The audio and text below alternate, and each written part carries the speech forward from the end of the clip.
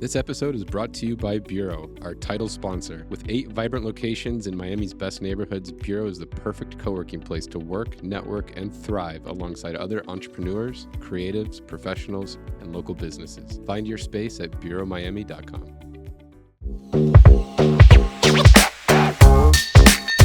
Good afternoon, everyone. Thank you, David, for joining us. Thank you for having me. We're really excited to have everyone here this afternoon. This is our second live podcast. And we want to thank Julie Medley for making this happen and the whole ULI team, as well as Bilzin Sumberg for hosting us here today. David's been playing hard to get with us for a couple of years now. We love a challenge, David. And so thankfully, Julie is the one that set this up. So again, Julie, thank you. We've been pursuing David for a long time. So we're super psyched to talk to you, David. And I don't think you really need an introduction. I think everyone knows who you are. You've put your name on the city in many different ways and in different neighborhoods. And you've done projects in every asset class, which is amazing, David. So thank you for joining us today. We know you're friends with Michael Comras. He said that you liked a good tequila. So we're drinking a little 1942 here. So I hope you'll join us in a cheers and welcome. Thank you. If you guys haven't grabbed a drink yet, please do. Please consider it. Thank you, everyone. Cheers. It was our one prerequisite on our rider, as we're big celebrities now. I said, look, we'll do this, but we got to have an open bar in the back. That's the only... And it's got to be on a Thursday or Friday afternoon. Yeah, that's mandatory. It's happy hour. Mandatory. BizNow swerved us. We did a BizNow event a couple of weeks ago, and we said the same thing. There was no bar. No bar. We showed up, no bar. So we almost left. Yeah. But we're here. ULI's doing it right. So we just had lunch with Lyle Stern. He had some amazingly wonderful things to say about you. So he says hello. Okay. And so we've dug into your background. We're going to pull a few skeletons out of your closet. You know, with Comras, with Lyle. And speaking of closets, we understand that you have a secret passage door in your office. Is that true? Yeah. So when we bought this building in Coconut Grove, it was a city garage, right? It wasn't really being used. The ground floor was kind of empty. And so we bought it. It's publicly accessible nights, weekends, and during the day as well for valet. But we built our office building there. But in order to kind of get office square footage, we had to cut the building. So we cut the building on Mary Street, and then we basically designed a 7-story building, but also looked like 5 stories, and it kind of complied with the zoning. So then there was this odd-shaped space that had no elevator access or anything. So we created this staircase to go down, but it's a really long staircase because it's like 22 feet ceilings, right? So basically, I just really didn't want to go up the stairs. I could go down the stairs, not up the stairs. So we created this little access to the garage. And so it's behind my bookcase, and so I park right there, so it's very easy to get out. So it's kind of like a little bat cave that you made for yourself. Yeah. That's pretty cool. Yeah. No fireman's pole, like quick exit? The stairs kind of round, right? Yeah. So it looks like a fireman's pole, but it's not. That's epic. Yeah, it's pretty cool. This is going to be weird. I keep seeing my face here. Like I'm staring at myself. Get over yourself, Ben. So, David, I'm not sure if you're familiar with the podcast or not, but we really want to get to know you. And so this is really a biography about you. That's what we like to kind of frame it up to when we have some guests. And if you guys could, we would appreciate it if you guys don't take any photographs or video during the podcast. Pictures are fine. Yeah, pictures are fine. We sometimes say some real stupid shit up here, and so we'll probably say more stupid shit than you, David. But we're gonna record this, and then we'll edit out the stupid shit that we say. So we'd appreciate it if no video cameras. And so just going back to we want to get into your story. I know you're a Miami boy, like through and through, I've been here for the last 25 years in Miami, and I think you've been a big part of Miami's development. So we want to kind of just go back. I mean, we know your dad was an attorney with Greenberg Traurig. Where did you grow up? give us a little bit of background about your parents, where they're from, and cool. we just want some context on Yeah, 100%. on who created you. Yeah, so I guess I'll start with my grandparents. So they moved here in 60 and 61. And so one of my grandfathers was in the tobacco business, and then the other grandfather was in the funeral home business. And so they kind of settled here, and my father moved to Michigan. He was staying with a Jewish family during that time in outside of Detroit, and my mom grew up here. And then my dad ended up coming back for senior year of high school, and he graduated from LaSalle. My mom graduated from Miami High.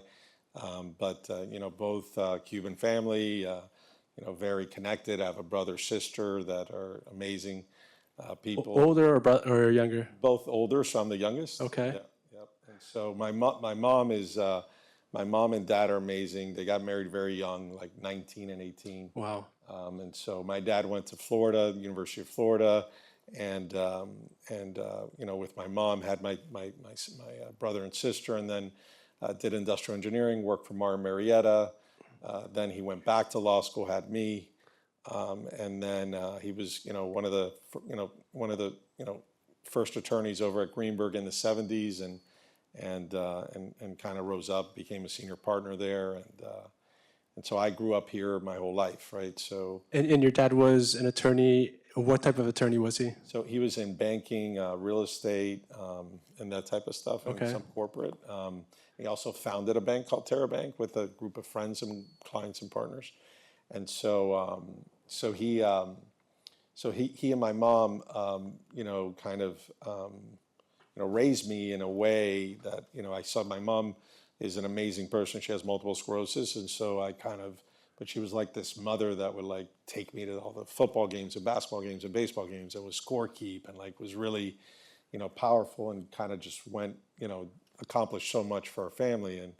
And my grandmother, her mom was like a very strong businesswoman in the funeral home space.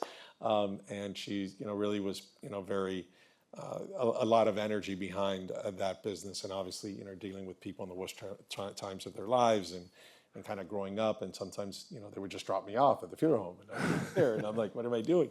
And, so it was, it was a great experience, and it was my mom's birthday on Saturday, and just, just being with my family. I have, so my brother has 4 kids, my sister has 3, I have 2, and so just that family unit and structure, I think was essential, and my mom was really a strong influence in me early on in my life. Yeah.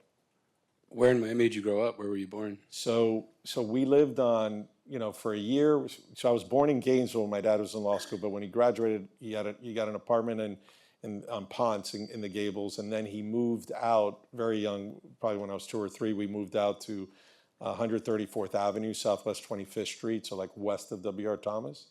And so we lived there, and then my park was Tamiami Park, right? So I would play football, baseball, basketball there, and then we went to elementary school at St. Teresa, and then I went to Columbus, and then I went back to University of Florida.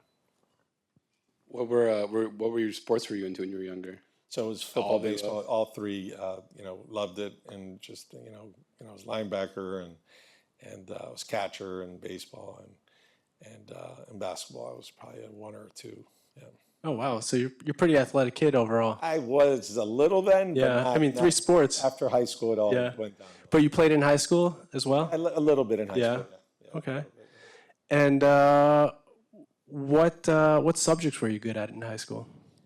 I got good grades. Yeah, you were a good student? Yeah, I was a good student. English or math?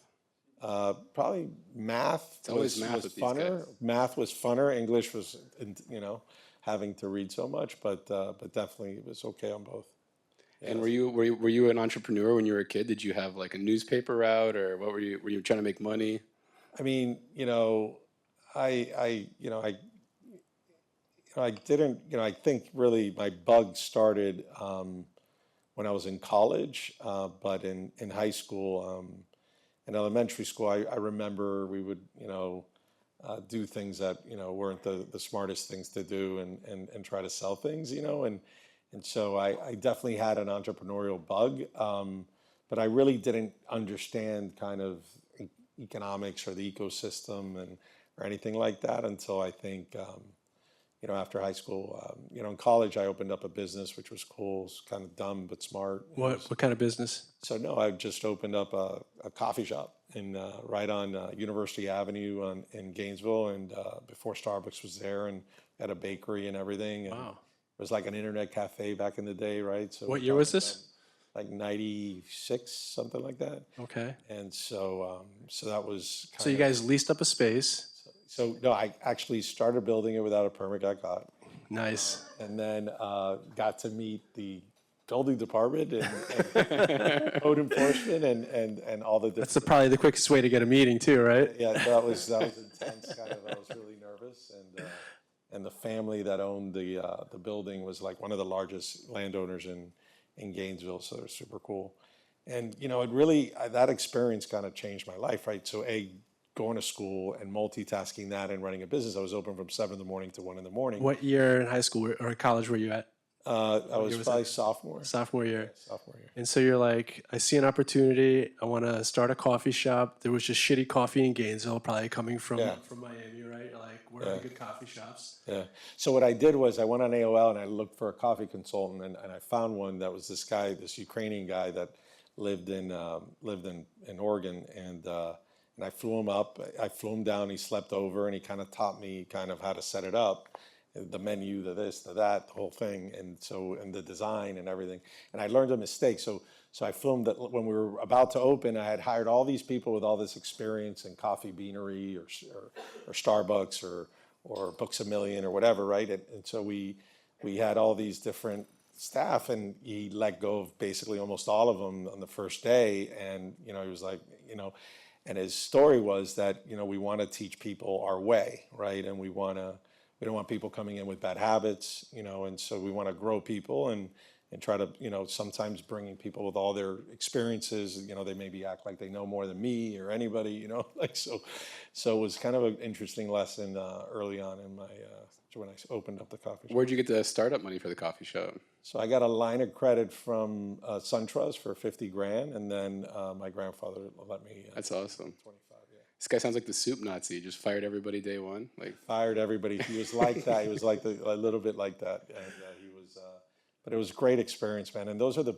cool things, right? You find like moments in your life, and there's people that influence you, and you kind of just gotta be aware and appreciate, and learn and then adapt and change. And was he right? Do you think to cultivate people without habits, or what was your take on this? Listen, I think back? in that retail business, I think that made sense. I think that doesn't make sense in every other field, right?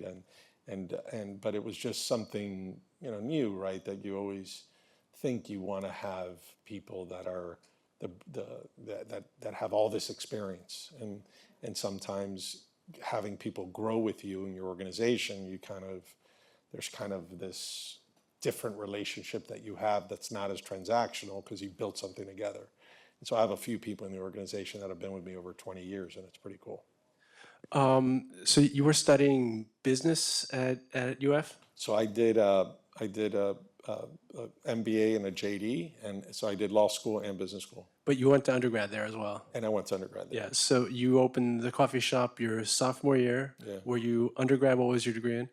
I think it was like finance or something. It was kind of a business degree. Okay. So, and then how long was the coffee shop successful, and how long did you operate it for? So we probably operated for maybe 3 years, 4 years, and then I sold it. So there was a note-taking business called Einstein's Notes that I don't know if I'm supposed to be saying all this, but anyways, so he basically would do the take note. You hire great students to take the notes for the big classes, like you have theater appreciation in Florida, or you have macroeconomics or whatever. So you were outsourcing your note taking. No. I wasn't outsourcing. No, but this guy had this business, and so he kind of bought the coffee shop, and then he had and he did the whole thing with the business. And so it was my first time getting like a big cashier's check and everything. How much did you sell for? I don't know if I want to say, but it was good. More than 50 grand? More, yeah, definitely more. Yeah, definitely more. That's good. Yeah, Do coffee shops make money? Do you have to sell a lot of? listen, at the time, dude, after I sold it, like Starbucks came in and put like 20 of them everywhere. So it was got kind of good timing because I think they got there like in 2000 or 2001.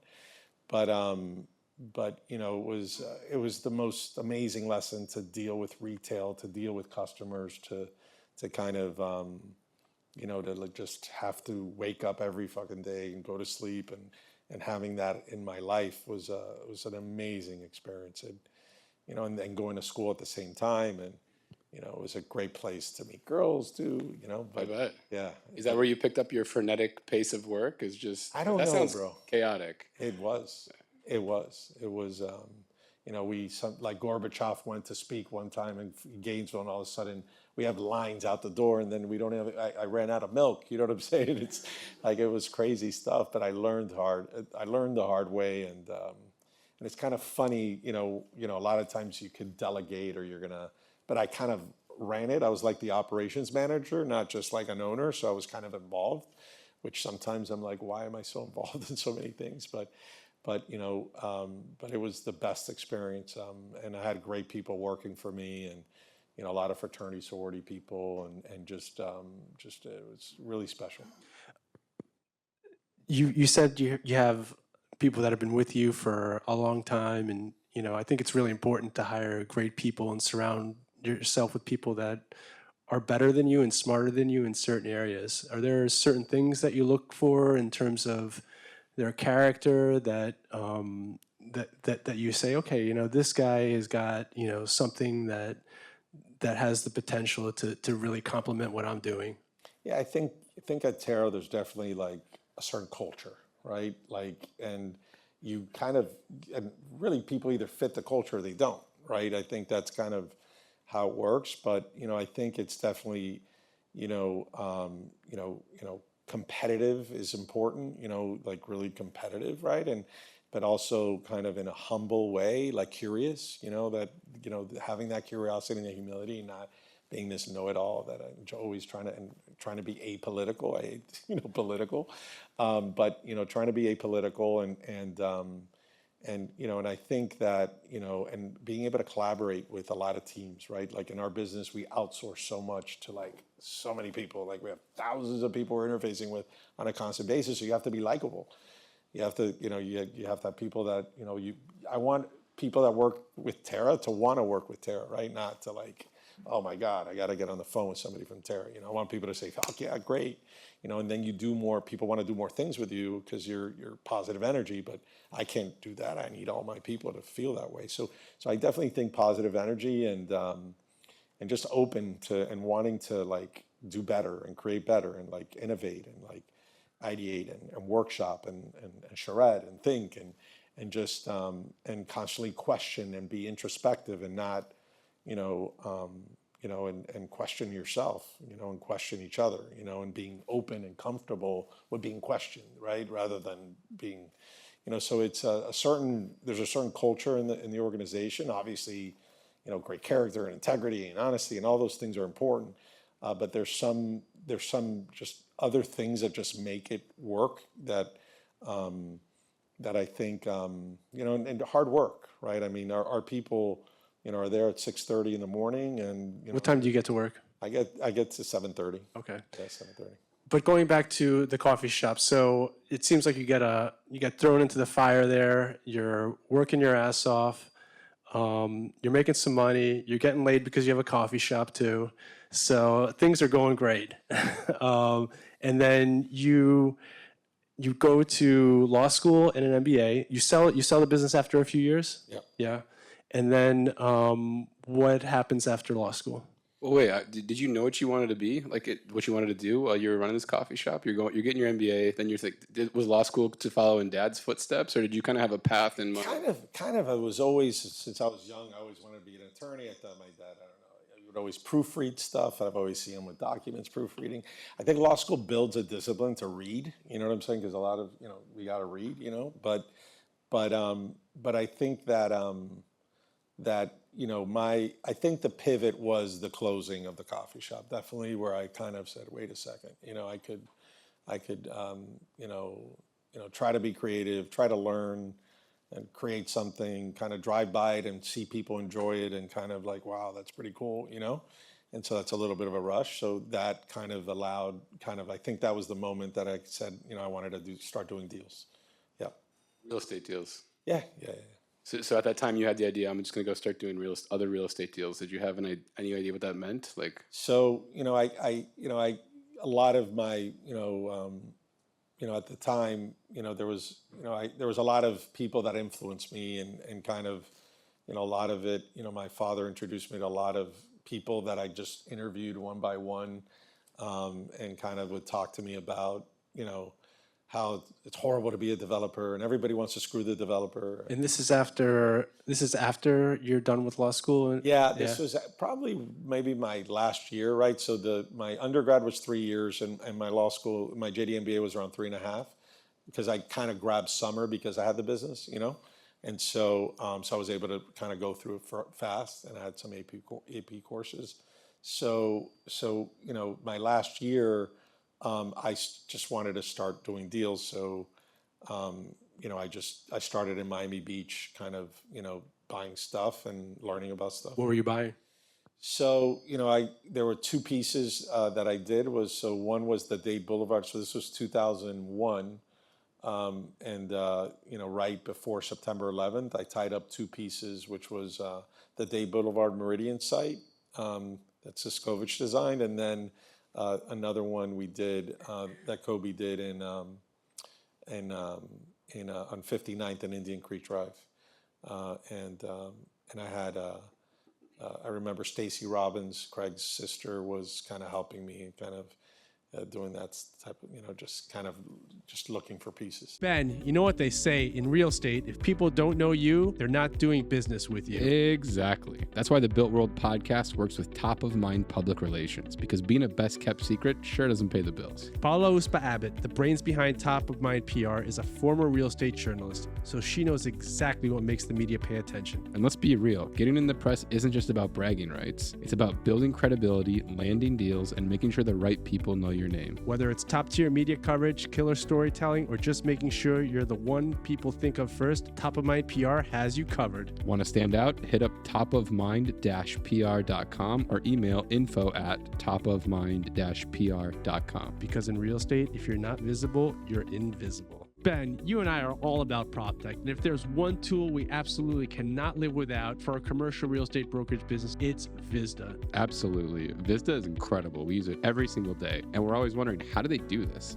Every evening we get an email from them with real-time closed transactions. No more waiting around for months for the property appraiser to finally update. Yeah, whether you're doing industrial, retail, office, land deals, they have every closed transaction. And it's not just the speed, Ben. The details are on point. Seller and buyer info, contact details, phone numbers, emails, everything is accurate. It's hands down our top prospecting tool to farm for warehouse deals in Hialeah. Vizda keeps us one step ahead always. It's also the best way to search for comps when putting together opinions of values for clients. Head on over to Vizda.com and use code BuiltWorld and get 30 days free access today. VIZZDA.com. Some of you might know that I'm in the middle of building a Live Local project right now, and finding an internet provider was way more annoying than it should have been. Endless acronyms, pricing all over the place, and me chasing these guys for proposals. Then luckily, I came across Celerity Fiber, South Florida's boutique internet provider for new developments and multifamily communities. Working with them feels like working with a company your friend owns. They actually answer calls and texts, send quotes fast, and are genuinely great to work with. Celerity designs and installs fiber internet built for modern living. Fast, reliable, and ready from day one. From luxury high-rises to affordable communities, they deliver high-speed, scalable internet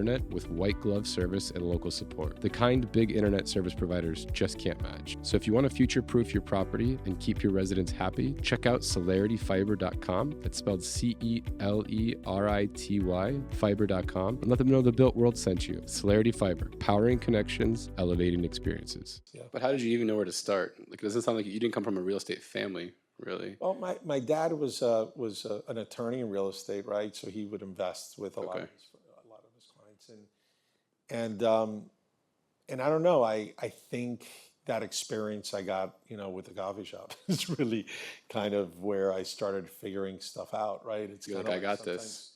You're young, dumb, and you kind of, want to explore and do things. And And so you just meet, and I just met people like Sylvia Coltrane back in the day, which was amazing kind of experience of how they kind of position Miami to communicate and message it, and what's good or bad, or what neighborhoods are good or bad, or why people buy more here or less here, and just learning that, and Alicia Cervera about all the different cultures that exist, so I had these, older ladies. I had a whole crew of mentors that just kind of and I was just a sponge. I would milk, I would just sit down with them and talk to them and meet them every day and talk. And That's awesome. yeah, and so it kind of helped build kind of and figure shit out. And then obviously Greenberg Traurig was an important law firm for me, because, and I love Bilzin, by the way.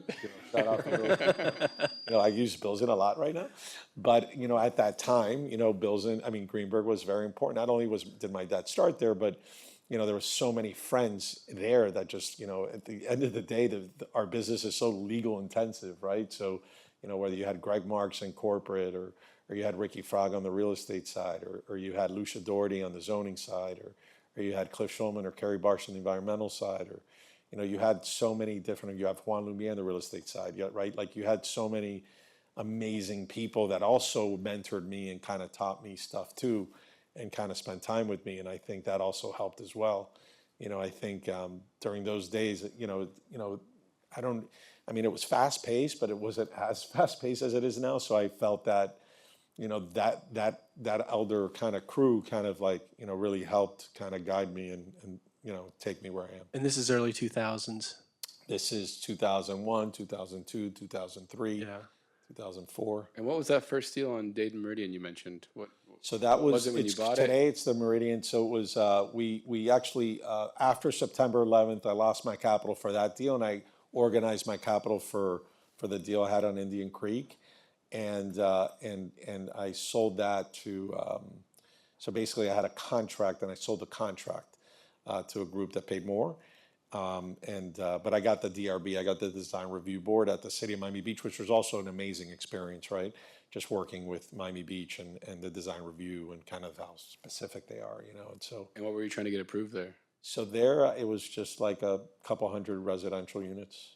Just a couple hundred on your first deal? No, it was that, no, my first deal, the first deal I did was 33 units.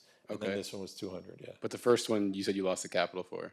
It's not that I lost the capital. I just September 11th happened and I had to decide what do I do. And, things were a little weird at the time and I had a short closing. So I just said, you know what, let me flip this deal. I'll be good.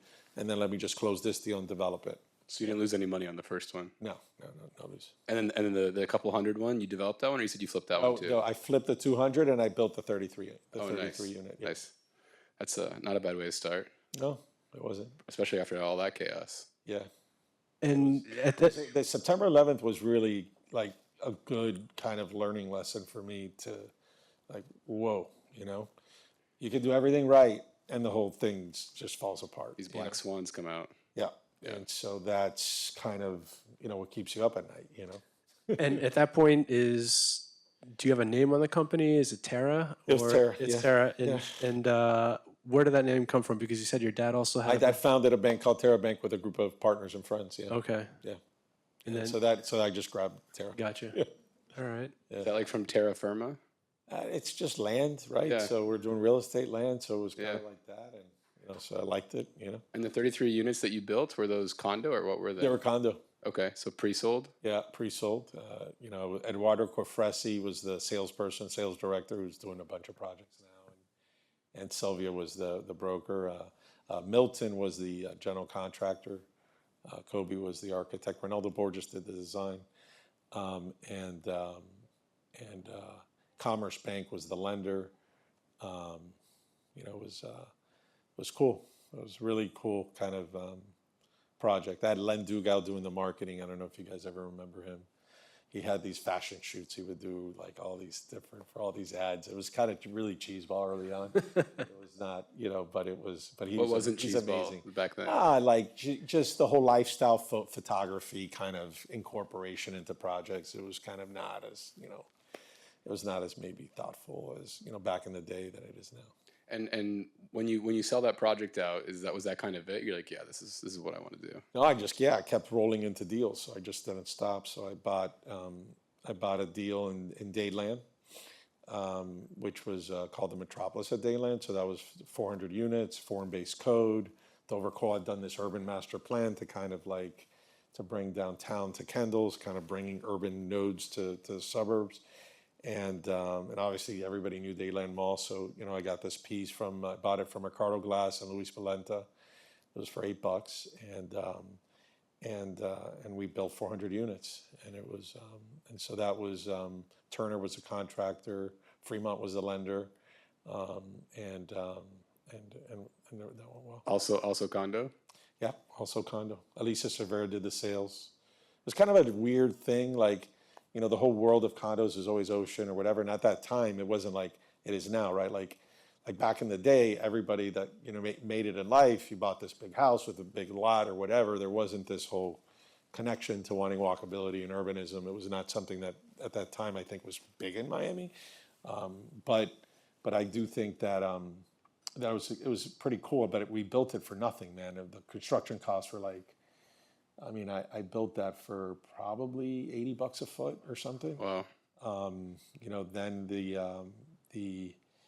we sold it for like $220 a foot or something. The condo units $240 a foot, or so it's just amazing what's happened to construction costs. It's insane. And just values, and so that's that. So you just kept doing more projects similar to that. Yeah, like I had this bug, which was, not the smartest move, but I had this bug about, how Miami was going to become urban. And so I would always, I remember when what's that, the movie, There's Something About Mary, right? So that house, right, that happened there, right? So I remember that movie, and then I don't even know when that movie came out, which I'm curious. But anyways, and then I bought this other piece, Quantum, right? So I built 700 units there. So that was the next deal. The Edgewater one? Yeah, the Edgewater one. Yeah. And so that we helped build Margaret Pace Park, and so that was super cool. And then I remember I had my two neighbors that were suing me kind of with the approvals, right? And one was Finger was the guy that built the Cité, and then the other one was Bauman that built the 1800 Club. And the attorneys that sued me then now represent me, but it's just funny that and that was it was an interesting project too. And Was that kind of your first, what's the word, like more community building with Margaret Pace and everything? Yeah, the Margaret Pace was cool because we did this thing with Gen Art. So we did short film competitions in the park. We did, fashion show. We had a big Babel Gilberto concert. That was crazy. I actually went to that concert. Oh, shut up. Yeah, absolutely. Yeah, that was a great concert. That was great. Yeah. That was great. And then we did fashion shows. The short film competitions were my favorite because we would have like a feature film, right? Like Edward Scissorhands, whatever. But then we'd have these short films, and then we'd give everybody like an award. But it was kind of a cool time. But the whole story was like, bro, nobody wanted to go to Edgewater. It was like scary. You know what I'm saying? Like, yeah, that wasn't like a time to go. So you needed to activate the park in order to like get people to say, hey, wait a second, this is a cool neighborhood to be. So that was kind of the move. So where did this urbanism spark come from? I mean, you mentioned Dover Cole. Victor Dover is kind of part of that new urbanist community. Were you getting exposed to that, or? DPC, very involved at the University of Miami. All the planning departments and all the cities and municipalities you were building in all are in kind of were graduated or kind of were taught that, in that way. And so, there was always this I was always curious about land use and planning and why and how to calibrate the zoning code in order to kind of create, whatever we needed to create. And so I kind of listened a lot to all these planners and stuff and kind of adopted kind of things and made mistakes and, whatever, but kind of it really helped me figure out what I think is the right way to go about doing things. Felipe, ever since we moved into Bureau, my productivity has been through the roof. I mean, I might actually be getting things done for once. The energy at Bureau just makes work fun. Plus, with 8 locations across South Florida, from South Miami all the way to Hollywood, there's no excuse for not finding a spot to get your shit done, Ben. And we're not alone. Over 500 local companies call Bureau home. Everything from creative agencies and real estate firms to tech startups, law firms, and media companies. It's a melting pot of brilliant people, and we don't include ourselves in that category. We definitely don't include ourselves in that category. Bureau really has space for anyone, whether you're flying solo or have a team. There are suites starting at 100 square feet all the way up to 2,000 square feet. They also don't try to lock you into long-term agreements, and everything is month to month. Let's not forget the important stuff either. The coffee is top tier, staff is incredible, and has a very entrepreneurial vibe. It's not just a workspace, it's a place where work actually gets done. That's right, Ben. So if you want to level up your workday like we try to do every day, check out Bureau. You might even catch us sipping some espressos between podcast sessions. Or tequila. Definitely tequila. Tell Bureau the Built World sent you, and you'll get 50% off your first month's membership. See you out there. Cheers. Later. Builties, Cafecito Club is back.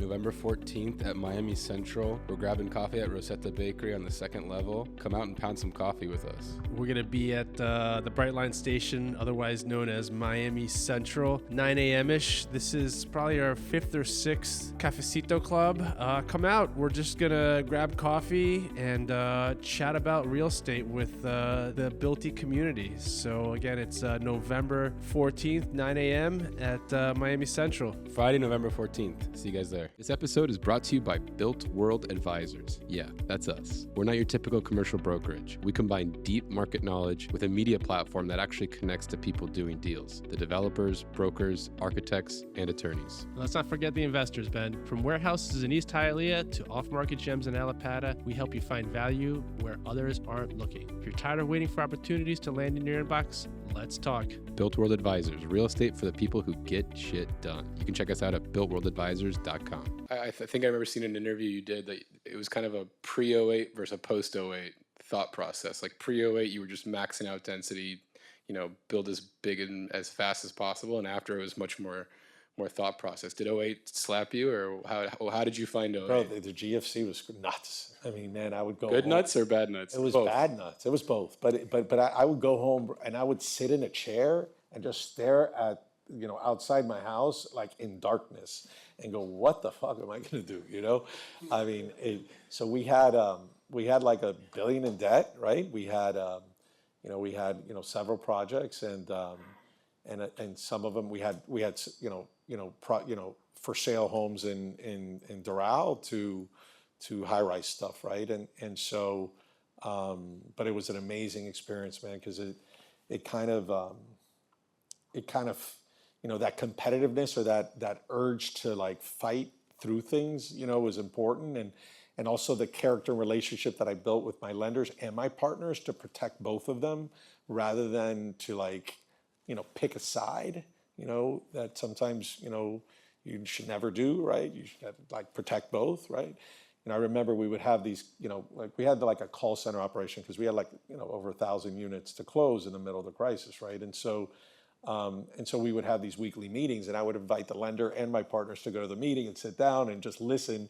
I definitely have like, cool, good-looking salespeople in the meeting, just to make everybody, want to, do right and not fight, because there's that tension that gets created when you have a lender that's, thinking that the borrower is wasting the asset, and you have the partners of the borrower, of the sponsor, don't want to keep paying down the lender because which is not the right thing. You got to pay down the lender, but the lender's got to give you time and look for concessions, and you got to work out a deal.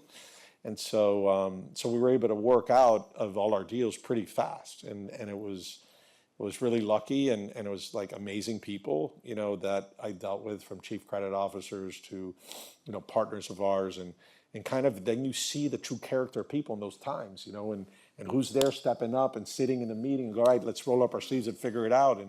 And bro, we turned a negative to a positive, and it was like really, like we did very well, right? Like, I mean, one deal we had, we had a building, 900, we had a $300 million loan. We had paid it down to 150, and I had around 500,000 square feet of sellable area. And so that was like 300 a foot, right? And so we were able to pay that down. Like we got a reduction for a discounted payoff, for an early payoff, and we were able to sell through that around 400 a foot, right? So we did well. We were kind of underwater, because obviously the OpEx and the bleed and the carry over the absorption, wouldn't have, but all our investors doubled down, right? And funded the deal, right? If the partners don't do that, that deal's underwater, bro, right? and but you had to convince and persuade and show, bro, we're gonna do it, and you had to, so it was probably the most amazing time, and one of my biggest lessons, was GFC, and I had another fund, AEW, that worked with me on another deal. Amazing people. I had Regions that worked with me on another deal. I had in a Regions deal, I had an appraiser say I was going to sell 1 home a month, and I ended up selling 12 homes a month. That's awesome.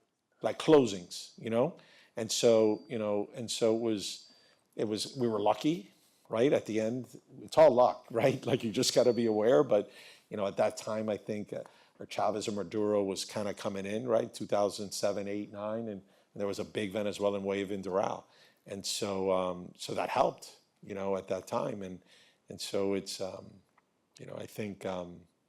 think what I try to do is I always go back to how I felt then, right?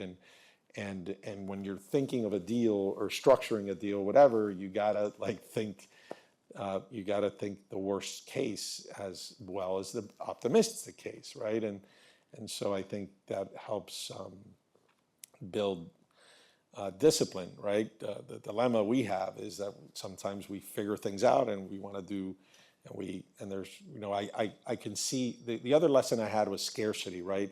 You have pockets of our city that are overzoned, and that is very dilutive to wherever you're going to do. So if you could build 400 units here, or 100 units here, 80 units here, but everybody else can build thousands of units right next to you, your asset is not as valuable, right, than if you could build 40, 50 units or 100 units or 400 units in Coconut Grove or Miami Beach or whatever, right? So that whole scarcity thing, because I built in markets that had other supply and I wasn't paying attention to the overall supply that was going on around me. And so that also was a big mistake, right? So I think, I learned about, contracts or options, that's, just because somebody gives you a deposit doesn't mean they're going to close. I learned a lot, and that helped kind of really fuel a lot of stuff.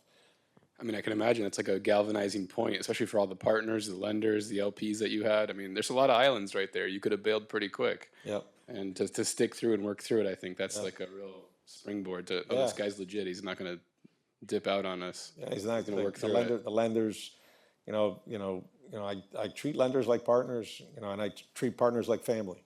And that's the way to be, and you got to, fight for them, protect them, and you have to put yourself in their shoes, all the time. The sponsors and the operators always think, oh, we're geniuses and we know how to do everything. And that guy, had to, or girl had to, create wealth, right? And pay taxes, and they're giving you after-tax dollars to invest in your deals. So you gotta honor that, and that's, it's a huge responsibility, but it's also cool when you could do things and create things and do well for them and do well for yourself and your family. When you step up, everyone sees that, and it's like probably for you too. It makes the responsibility less imposing. You're like, I can do this. I got this. It's not that scary if you just work through it. Listen, there's always anxiety and anxiousness, right? Like, the immigration policy and what's the perception of the United States and what's the perception of our city. Those are things that are, and how are we improving our city and what's happening with this polarization and what's going on, right? And so, those are things that you gotta also think about and try to participate in. It's always, when I go to a lot of these community outreach meetings, I always see people in the audience, dude, they're always attacking the councilor or attacking this or that and complaining about politicians, right? And which they probably, a lot of them deserve it. But on the flip side, right? On the flip side, like, what the fuck are you doing? Look at yourself in the mirror and what are you doing? Right? You just want to sit and and just fucking throw darts? What are you doing? And so that's kind of like, that's where I'm at, right? Like I think we got to do our contribution and our part for society, and what I want is how do we make capitalism help solve things, and how do we plan the right way, right? How do our cities plan the right way? What are we doing, right? So it's kind of like we need to make our city better, right? So what I've learned is it's not only about my project or my neighborhood, it's about the general city. and we got to be better, because cities are competing with cities.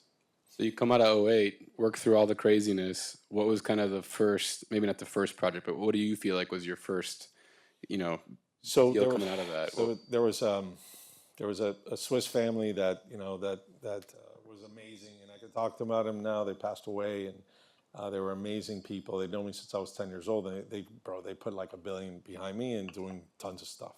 $1 billion? Yeah, Dang. and over time it was deal by deal when you added it up.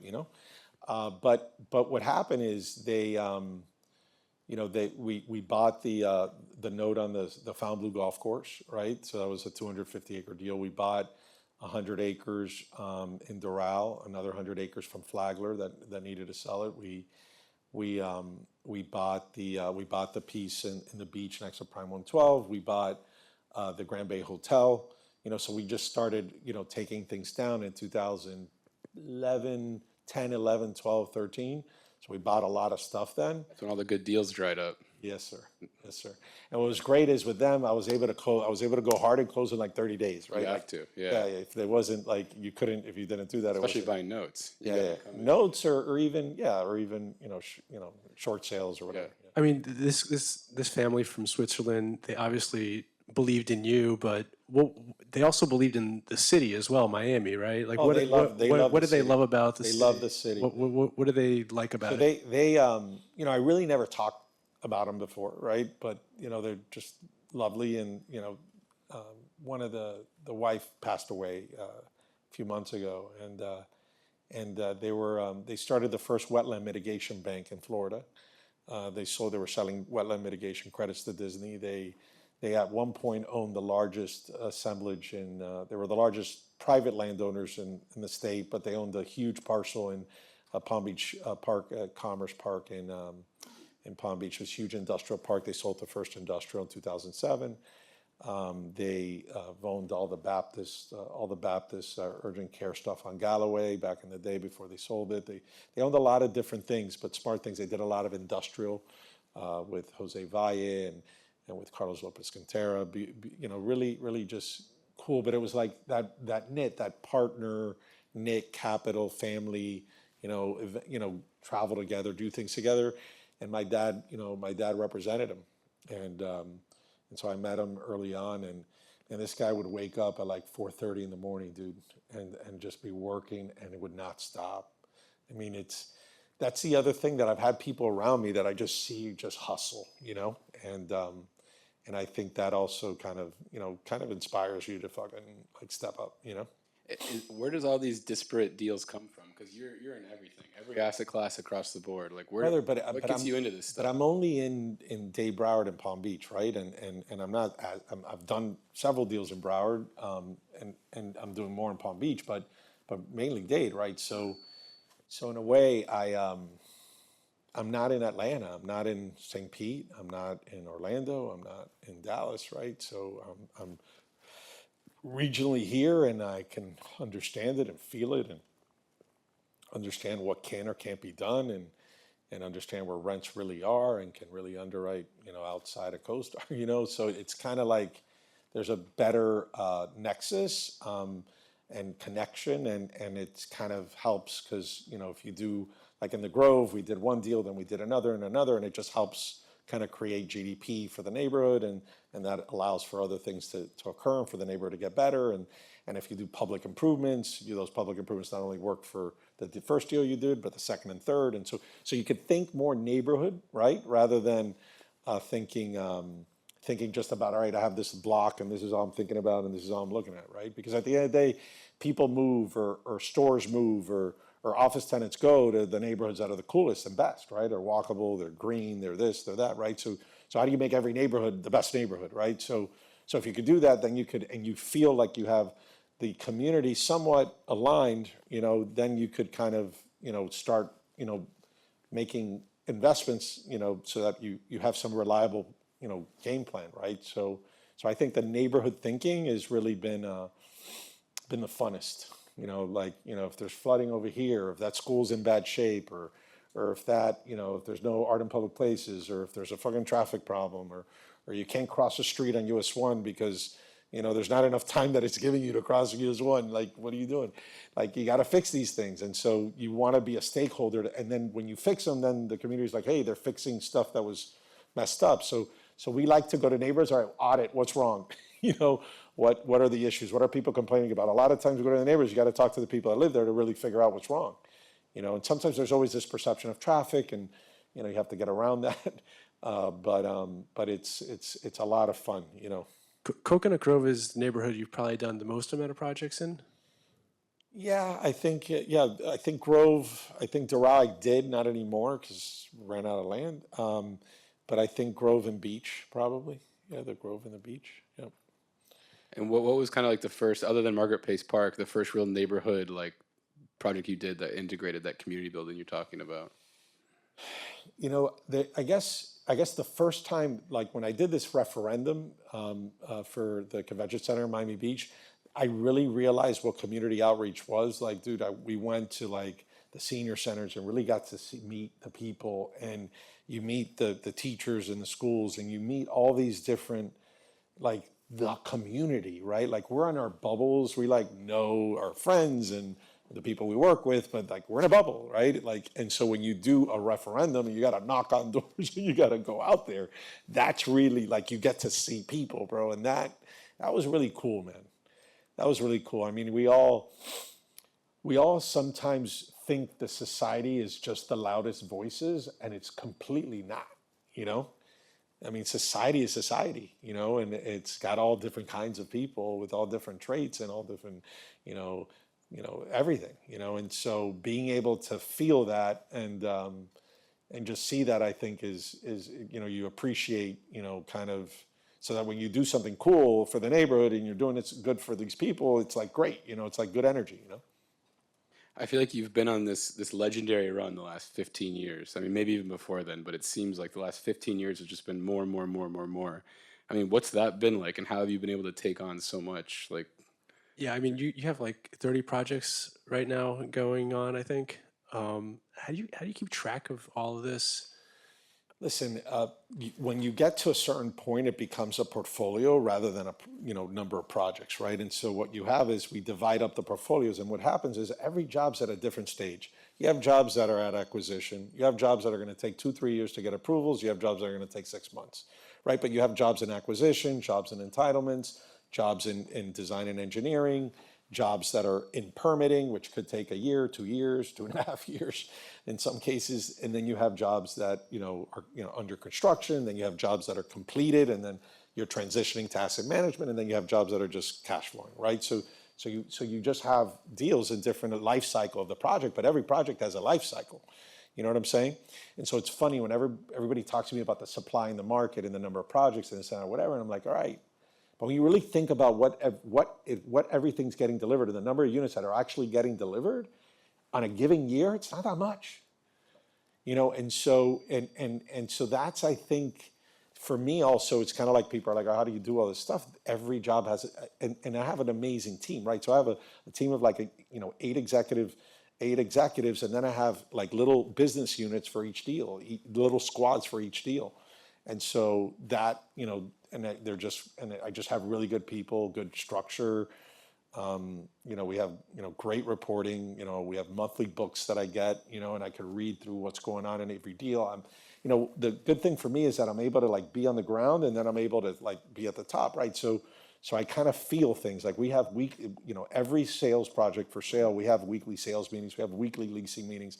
So we want to learn what's happening on the street. What are the brokers telling? Where are the buyers coming from?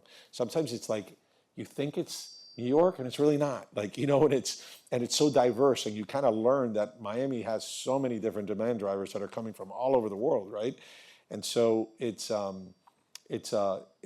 process for me of understanding what's happening on the ground allows me to make better decisions up here. Sometimes we get too disconnected from the jobs and we're not on them. And so I have the luxury that I have a great middle management, so I'm able to kind of get involved. Not, they still have the responsibility, but I'm able to intervene, and they're cool with it, and I know how to do it sensibly so that, my people can still be empowered to take responsibility and make decisions, and so that they have respect of the room, so that I'm not relied upon, right? But but it's definitely something I've learned over time. It didn't just happen overnight. How many people you have working at Terra now? 100? 100. Wow. I feel like it's important for you to be touching the details. So back to the coffee shop days, you were like, why am I so involved? It's like, that's where the rubber hits the road. 100%. Once you lose sight of that, the product Dude, deteriorates. things get lost in translation. If you're not in that meeting, listening to the body and looking at the body language, if you're not responsible to confront a office tenant that you're delayed, you have to, to close that last office lease we just did at Bay Harbor, I had to step in, right? But you got to feel the deal and what the parameters are, and then you could adapt easier and you could support your team better, rather than be disconnected.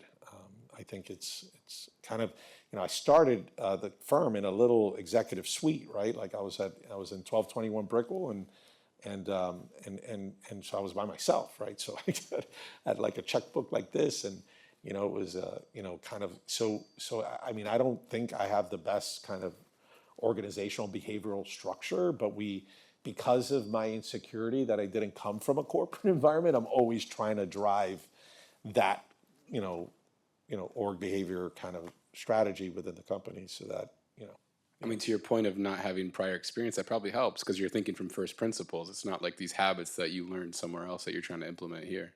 Yeah, but and also the partnerships that I'm in, dude. Like it's great, being able to see organizations like Crescent Heights or Related or Turnberry or any of these, any of my partners. I think it's Urbanian, like just seeing their systems and best practices, seeing what they're good at, seeing what they're not good at, like it just helps. And I also kind of learn, from those partnerships and experiences, and I think that helps kind of, also kind of improve, right? I think everybody at our firm is always looking to be better, right, and to improve, right? We're not like status quo, and so we all make mistakes, and we just want to improve, and we're okay, seeing what's out there and who's out there, and also and what potential partners are, and then once we find a consultant that we work with consistently, we stay with them, and we try to be loyal to them, and we feel that's also really good too.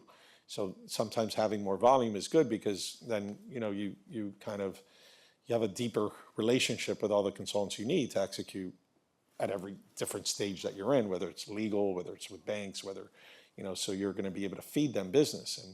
And so that gives them, reliability for their own lives. And that's important too. So for Terra's been around for almost 25 years. The first 10, 15 years seems like you were mostly focused on residential. And now you've taken on bigger projects, different projects. When did you decide, hey, I'm going to step away from just doing residential, and I know you do office now, you're doing even warehouses. When did you start thinking bigger picture, different asset classes? I mean, I think that 100-acre piece that I got in Doral, I think we did a bunch of deals around that area, but I had a Publix anchored shopping center there. And so I did a Publix deal. I was going to do a Walmart deal. Ended up doing a Publix deal, and then that whole vibe. I just started getting into it on the retail shopping center side, and that was cool. And then we did some stuff in Pembroke Pines, and we did more stuff in Doral. I think the office side of me, it's kind of like, which is a problem, right? Because they taught you in school, like think one asset class, and then do it all over the world and diversify geographically. In my side, I'm like narrowed in geographically, but I'm in every asset class, right? And what's good and bad is that the advisors in the space, whether it's the Mark Gilberts on the retail side, or the Rod Castens from Cortellis, right, or the RSPs on the retail side, right? So there's always these design crews, in the single family, we build like thousands of homes in Doral, and Lennar used PPK for the architecture of these homes, so I would bring it to PPK, and I knew some of them from before, and so there's resources, because in our business we are outsourcing, right? And so we just got to get our underwriting and our parameters okay, and we have to understand, and I also will talk to Rudy Tuzet, a Banyan, about what's happening in office and what are the trends and what does he see, so there is that curiosity and that, being okay not knowing that allows us to kind of, I think, adopt new strategies in different asset classes fairly quickly, but there's always been lessons learned, right? Your first deal, you make mistakes, like but I was going to say a deal. I'm not going to say it. But at the end of the day, I think real estate's become one thing, right? So you live in the same place you could work and shop and store things, and so that's crazy, right? And then you want to have 15-minute cities, right? And so, how do you do that, and how do you interpret a neighborhood that needs jobs, right, or needs an office building to be a catalyst, right? And so being able to do multiple things helps you be a neighborhood builder, right? And so I think it's like necessary for me to grow, and it also allows me to not be focused, but to be honest with you guys, where interest rates went and what happened in the last 2-3 years, I think it's impacted everything in the real estate sector, right? And so I think at the end of the day, there is this contagion that every asset class has, and it's really about how's your city doing, right? And so I think that's why we need to be thinking a lot more regionally about the city, and rather than just only thinking about ourselves, because I think the better the city is, the better we're all going to be, and the better the business is going to be in the city. But it seems like your true passion is kind of more the urban infill neighborhood type of development. I wouldn't say that. I mean, I love, I saw what Lennar's doing on thousands of acres, and I love that shit. You like that stuff too? Yeah. I love that. Yeah. You're not doing any single family homes right now? No. Yeah. No. Single family's interesting. The margins are tight. And interest rates are, mortgage rates are high. So you wanna really feel it. We're doing a lot of multi right now. A lot garden surface parks, and it's tough to find big land parcels. But I think that's what's working today, more so than anything else. I mean, you guys get to a certain scale. I'm sure it's like drinking from a fire hose in terms of deal flow. Like, what separates out something that piques your interest? Like, are you guys IRR driven? Like, what makes you pull a trigger on something? Just yield on cost, right? With conservative underwriting, right? I mean, that's what it is. Not lying to yourself that the construction costs are this when they're really going to be that, right? And really, some deals in the condo space, like, we're building next to an older building that's trading at $800 a foot, and we're saying we're going to trade at $4,000 a foot. You're like, what the fuck is that, right? But at the end of the day, that's the game, right? I think this trend going from old to new is a big trend, and it's even more powerful than ever. And I definitely think post-COVID, people are spending more in their home and where they want to live, and they're very picky about it. So I think the more we learn and study and do cool things within the products and the offerings we have, I think the more demand we're going to get. And so for me, the ideal scenario is, we have recessions, we have booms, we have whatever. How can we develop a resilient business plan that just works, right? And how can we do deals that are just going to work, and so that can stand that test, right? And so like the deal in Key Biscayne, scarcity, only 56 units on the ocean, like that's like nice, right? And it's just, you have to try to really find the best stuff. And sometimes just because I bought it doesn't mean I'm smart. I bought it because I paid the most, right? So at the end of the day, you have to be able to create the value. You can't just buy the value like we did in the crisis. In the crisis, we bought things so cheap that we were buying the value. Today, you got to create the value. And where does that artistic side come from with you? Because that's something that I notice in all your projects, is that you put a ton of thought into design. You curate the architects, the interior design, and I know you get in the weeds on that stuff. I feel like most business guys don't have that. They have either one or the other, and you seem to kind of have both. What do you do for inspiration on the artistic side? I bring super cool people to work with me, and they just come up with cool shit. How do you find these super cool people? So there was this guy, Nasir Qasimali. I don't know if anybody remembers, there was a store in the Gables called Luminaire. It was like a light store, it was like a design store, whatever. And this guy, Nasir, was like the best, right? This guy, he was tough on me, man. Like, you have no idea, but I loved it. I loved criticism, and he, and so it was out of the crisis. We bought the Grand Bay Hotel. I don't know how I got to him, but somehow we got together. And he introduced me to Bjarke Ingels, right? And he showed me his TED Talk that he had done in Oxford. And I was working with other architects. And, I'd done a scale model. And he's like, we can throw this away, And, and I did it, I believe. So I think this, ability to adapt and change course, right? I think was great. And so if somebody's telling you something that makes sense and is inconsistent with the movements you're making, pivot, don't just ignore, right? But what happened was, he just opened up my eyes and saying, David, you're building buildings and creating environments that are going to be there forever. Why don't you do something cool? Why don't you create environments that enhance people's lives, right? So he really opened my eyes to the responsibility and importance of doing cool, interesting, productive things rather than some of the just whatever, put up whatever, and I think because it also helps the neighborhood, right? So if you have an ugly building, in a neighborhood, in a great neighborhood, that could kind of not be good for the neighborhood, right? And so, and I think so just, being contextual and we learned a lot about less is more, right? Less density, better financial engineering, you own more of the deal, and you have higher margin in the high-end market and the empty nesters, et cetera. They don't want to live in buildings that maybe have 500, 400, 300 units. They want to live in buildings that have 80 units, 40 units, et cetera. So it kind of opened my eyes to margin, right? A lot more. Right, and saying, dude, we got to be focusing on our margin, on our for sale stuff. We got to have a 30 margin, what are you doing with a 20 margin? And then you get hit with hurricanes or delays, this and that. Then it becomes 10 or 15. It's what are you doing?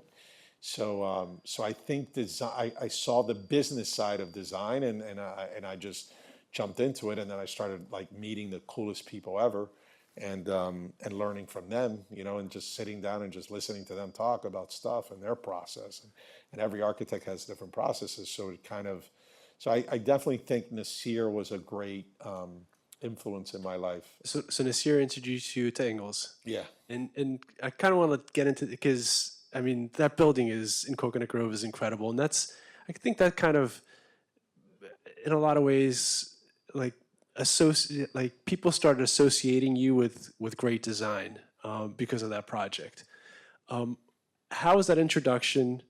Where did you meet Ingels for the first time? Who came up with this crazy design for this building? And I think that's when you really started talking about sustainability. You had Raymond Jungles as well, which has been on the podcast as well, do all the landscape design.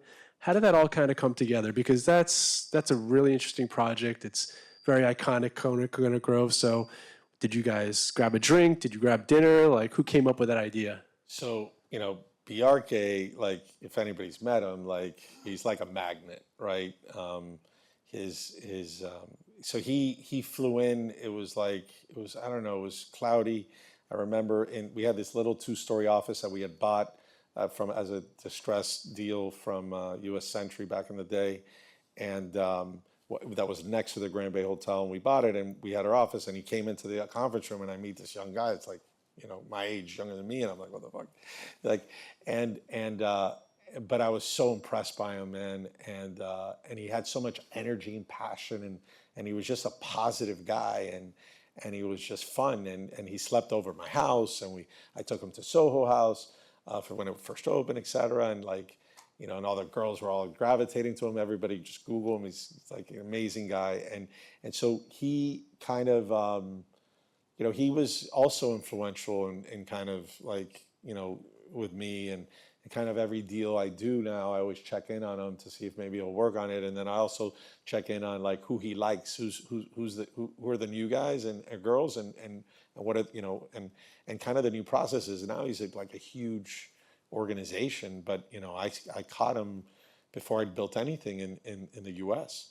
And so I think that when we were designing that building, the thesis was that we wish we could have done one building that was taller, but we had to do 2 buildings in order to get the GLA, right. We were able to do 400 units. We did 90. We had 400,000 square feet sellable area, but we had it in 2 buildings. And the problem is that a front building and a back building. And so what happened is he kind of, and when you grab it on the diagonal, and the buildings had to be a certain width, but on the diagonal they could be wider, and you want more frontage on the water. So he basically designed it so that to kind of optimize it, because you couldn't be this way on the bottom because it was going to be weird because you had buildings next door, et cetera. So he kind of optimized it so on the diagonal on top, it's kind of the primary view, but then on the bottom, it's kind of where it should be oriented and kind of, so it was basically view driven. And then it was like, and then how to make that building work, right? And kind of the trusses and everything and building it was really cool. It was hard. I bet structural loved you. Huh? I bet structural loved you guys. So Vince DeSimone, who passed away, was a structural engineer, and Vince, he lived at the Ritz Carlton next door. And you got to think about it. Ritz was trading for like $300 a foot, and we sold that for like $1,200 a foot, right?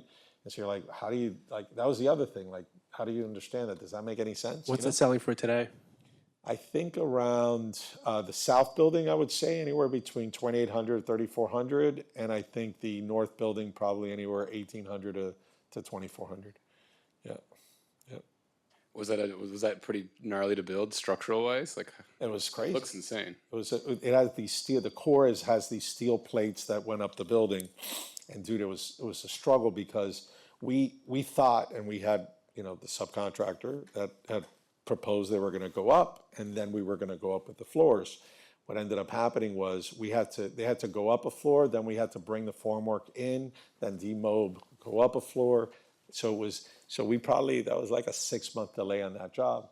But it was my first time using purchaser deposits in the contracts, right, for the construction, right? So it was like, it wasn't so bad because my loan was like nothing. It was like a $75 million loan, you know what I'm saying? And I had $240 million of deposits, you know what I'm saying, or something like that. So it was kind of nice that even though I did get delayed, right, because there's always the opportunity cost of having realizing the profits and reinvesting them earlier. The interest bleed wasn't that much, but it was. I would say we were probably 4 to 6 months delayed on that.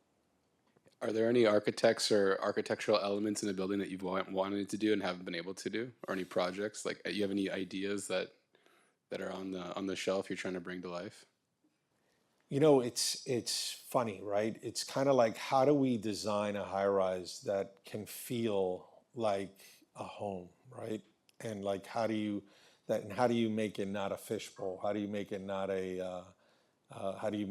just the glass thing, and how do you bring in that materiality into it, but still feel Miami and still be modern and contemporary? We're studying that with 3 or 4 projects to bring materiality into the building, right? Like in the Well Grove, we're putting oolite as the whole facade of the building, right? So that's kind of that's cool, it's, but we're so that I think is probably, and then also kind of just trying to optimize kind of the really thoughtfully creating amazing amenities and really doing something that will be special, right? We all do the same thing, right? But where can we innovate in that space, and what partners like the Well or others can we bring in order to kind of help us collaborate and make and so you could kind of live in the coolest place, right? That has any example of out there amenities that you have in mind, or? I think obviously with the collaboration and work we've done with the Well, I think, how that will, how homes will make people healthier is something super fucking cool. I think more and more we need to be thinking about planetary health, right? And where people live. Like, there's sites that are healthier than other sites. There's the airflow in a certain area. Like, there's trees that are not healthy. The other stuff we've been looking a lot about is, with the aging demographic, like, how should the units and the residences be to allow for somebody to age in place, right? And those are, but how do you make that cool and interesting, right? Rather than just, this is, you know what I'm saying? So So at the end of the day, like we're really focused on studying what empty nesters are doing because that's a lot of the wealth exists. But there is that next gen that's also getting a lot of wealth too that we have to think about as well. So I think every amenity kind of fits a certain target profile for every project, and so we just got to think through it. Obviously, everything's getting a padel court now. I mean, it's like done, you know. I mean, that's Are you over. building any padel courts? Yes, of course, everywhere. Oh God, David. Yeah, it's just everywhere. Pickleball courts too, or no pickleball? We love to shit on padel and pickleball on our podcast. I got you. You know, so we're gonna give you shit for the padel courts. Yeah. Is it padel or paddle? I think it's paddle. Yeah, it's I think paddle, right? Yeah. Padel sounds so sophisticated. I don't know. It's Spanish. it's Spanglish. Yeah. Padel. Padel. The well. Let's talk a little bit about that, because you have two projects, one in Bay Harbor, and you also have one in Coconut Grove. Tell us a little bit about that brand. How did that relationship come together? And talk a little bit about what that project entails, or both projects. So I think there are two big moves, right? One is commercializing your amenities, right? I mean, that's the big business move, right? So basically, you always are going to do amenities, but why don't you do it so that there's an opco, so that's going to really deliver a real product, right? A real offering, right? So that, it's just not a room that stays there vacant doing nothing, So that, I think, is a critical piece. The second piece is kind of like the obviously the well certification, I think, is important, right? So the water, the type of paint, the lighting, et cetera, those types of things are really important, right? Like there was this designer, we were doing something like this with Vicky Charles and Mario Carbone, right? It was the coolest thing. And I was able to fucking ask him questions and this and that. And Vicky kind of just opened my eyes. She's like, David, don't you feel differently in different rooms?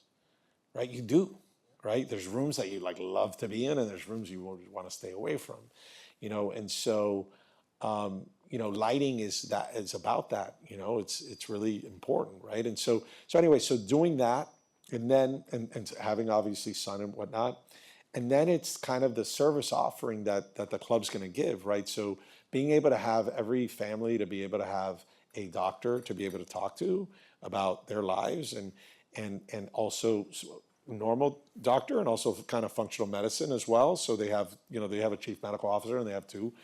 So the building will have that type of level of service, and then just being able to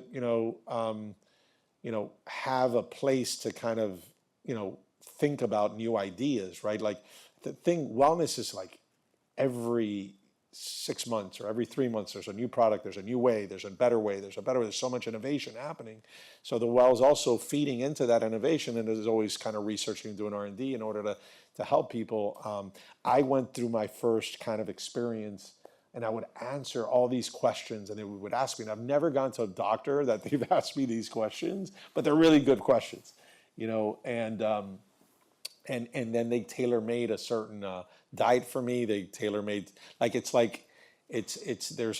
a way, there's a reason. If you're stressed, or if you have allergies, or if you are feeling a certain way, there's a whole discovery side that I think our current medical conditions are kind of very reactive and to chronic conditions that you need some sort of this preventative stuff, because if not, you're just going to become chronically, ill or whatnot. So I think that, being able to do blood work, being able to assess that, and just how you think about being healthy, and just it changes your life. And I think it's a huge gift you could give your kids. It's a huge gift you could give your wife, or your, whatever, just to be able to just, to have somebody thinking about, how you want to live, right? And how you could think about longevity, and that's like crazy stuff, right? So if you could do that in your home, because our issue is convenience, bro. The reason why, we don't want to go to wait to the doctor's office for an hour, and then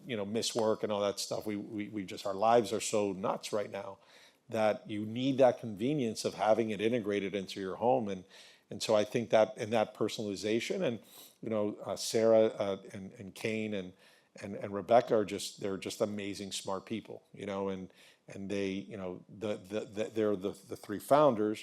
For Bay Harbor, we have Dr. Rose, which is amazing.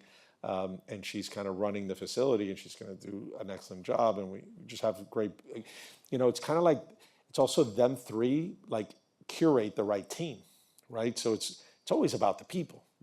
There's the process, there's systems, there's the integration of having, East West and medicine and all that stuff. But it's the quality of these people that find kind of the teams that then can deliver the product and monitor your progress. And I just think it's something I've learned, bro. I'm not like, I go work out sometimes, but I'm not like into this all this stuff at all, right? Like I'm not. I am now, right? But I really wasn't. And so. And how did you guys get connected? They're from Europe? No. They're New York. They're New York. And where other locations do they have? They have. They're in Costa. They're in Connecticut. They're doing one in Aspen. They're doing one in London. So all U.S. Oh, okay, London. Yeah, London. They're in LA. They're working on one. And did they reach out to you, or you reached out to them? How did you guys get A mutual friend connected us. Okay. Yeah. And what a sales pitch. Like, you want to live longer? Buy this condo. I mean, I don't know. It's not like that, but it's No, like, I know. I get it. you know what I'm saying. It It's is. By doing good, you're doing well. Like, it's fucking the best. Yeah. Yeah. Like how else is it better? Like if you could do good for society, Yeah. and you could do good business, Yeah. that's sustainable. If you're doing good for society, but it's bad for business, that's not sustainable. Right. And it's so cool how you think about everything holistically, like the lighting, the textures of the walls, like the feeling in the room. Like, no one really thinks about that. Like, people just throw in these horrible white lights. Like, we're in here, No, they do. They do. Actually, they got some nice yellow here complementing it. But you know what I mean? Like the hospital white lights. When I walk into someone's house and they have like that white light, I'm like, dude, what is I this? can't take It drives me nuts. Nuts. It's horrible. But no one thinks about that. They don't even, it kind of doesn't even register. They do. I mean, more and more people are becoming more aware. I think there's a whole adoption phase, but I think people are kind of realizing, the harms of our environment. Because there's so much that contributes to the mood and the way you feel going throughout the day. Like 100%. We stare at screens all day. Like we need to have that, reset that base level. 100%. You mentioned you work out. Do you do anything else? Do you have any time to do anything else? Yeah. I think we got to end this pretty soon, just because David's got a hard stop at 6. But I do. You're so busy. I kind of want to go through like what Ben was alluding to. What does a typical day look like for you? I mean, what time do you get up? Do you work out? Like, what are some of your hobbies besides work? So I used to work out every day at around 5:30. I stopped that because I was getting tired.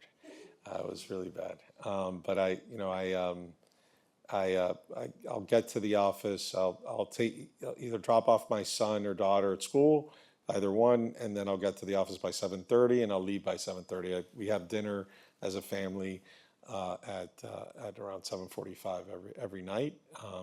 If I don't have something outside the house, but just love. I have 2 kids. They're 15 and 12. Boy and girl. I have my girl's 12, Colette, and my son's David also, and he's 15. And they're just they're my life. They're everything for me, and I love spending time with them. I love riding bike with my son. I love just doing crazy things with my daughter. It's really the biggest gift of life to have kids. 100%. Well, David, thanks for sitting down and joining us over some 1942 and in front of this lovely group of people with ULI. It's been a pleasure to get to hear your story. Thank you. Thanks, David.